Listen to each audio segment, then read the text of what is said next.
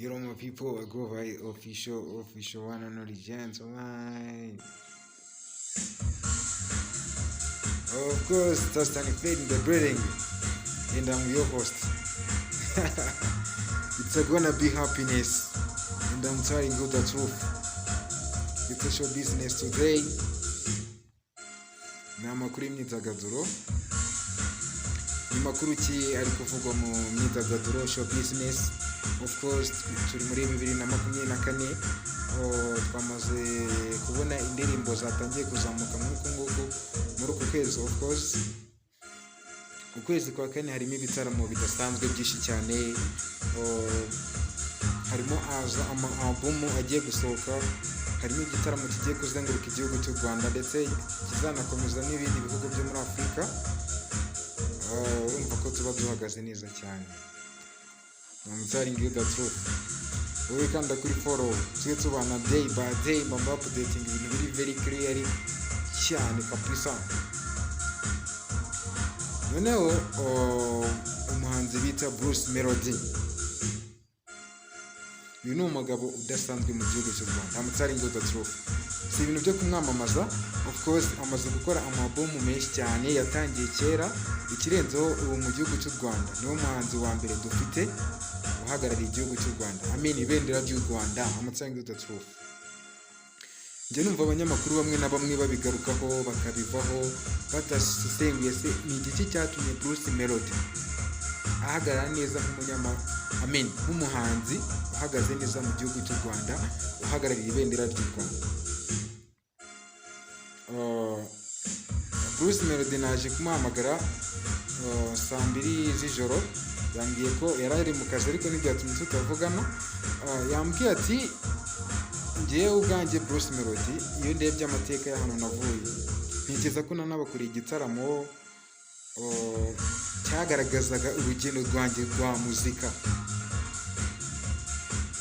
Namaze Bruce Melody ni igiti kigaragaza ko koko wowe ugenda uvuga ko uri umuhanzi wa mbere uhagarariye the flag, guhagararira ibendera ry'igihugu nk'umuhanzi ni ibintu bikomeye cyane. Umva ni igiki wumva kikumotiva gituma wowe wumva koko uri umuhanzi uhagarariye igihugu cy'u Rwanda.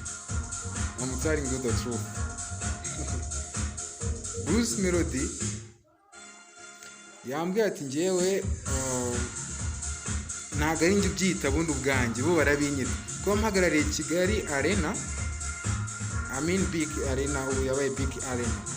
Ni ibintu nge barantoye, nge ntabwo nagiye kwitoresha, nta matora twakoze of course, ariko ni ibintu ngewe niyumvamo kandi nge ndabizi ko ndi munyakazi like that. Ndi munyakazi kandi ntegeza ko nta wundi muntu ndusha akazi hano muri iki gihugu cy'u Rwanda. Bruce Melody ko bakunda kukubaza ati ari we na The Ben mukunda kuganira cyane akenshi ku ruhande, ariko mwagera muri show business, mwagera mu itangazamakuru mugahakana ibyo bintu, bakubaza ati se uramukurikirana? Bruce Melody ati ngewe no. Ntekereza ko ku itariki 7 z'ukwezi kwa gatatu Bruce Melody yatangaje neza ko yemera The Ben Benjamin himself ndetse kanamuflowinga ndetse kanakunda ibihangano bye. What this ntekereza ko Bruce Melody yodandama ase ni iki gituma koko wowe na The Ben Benjamin ari mwe mukunda kuvugwa cyane mu itangazamakuru kurusha uko twumva abahanzi nabo bazamutse ba Riderman, nabo n'abahanzi tuzi cyane bakomeye, ndetse n'abandi upcoming, none abahanzi bahagaze neza. Of course, ba Christopher bahagaze neza. Kuki ari mwe mukunda kugaruka mu itangazamakuru? You know what he repaired me. Yambwiye ati yuri inka nkuru niwe uhora witabwaho.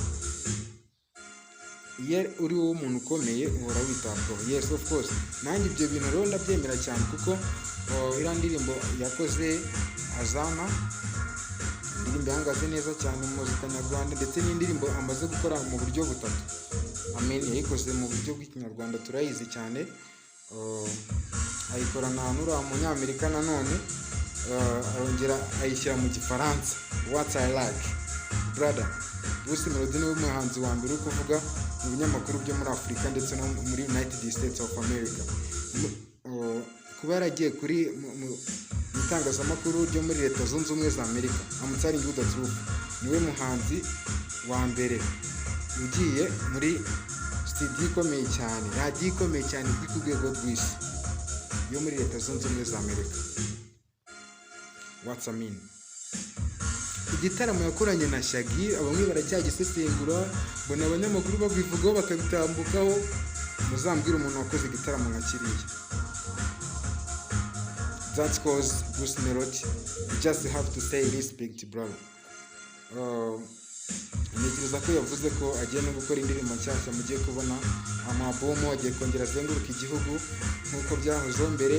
Ni igitaramo kizaba gitandukanye n'ibindi cyane, kuko ni iki yateguye we bwe himself. Ikindi kikirenzeho, agiye kugenda ashaka impano. Abana mufite impano muzitegure, it has to be accepted maybe. Okay, thank you nimba twabanye tubana umunsi ku munsi. Kanda kuri follow, of course I go by the name of Stanley official, one of me gentleman. Tubana day by day I go I like that.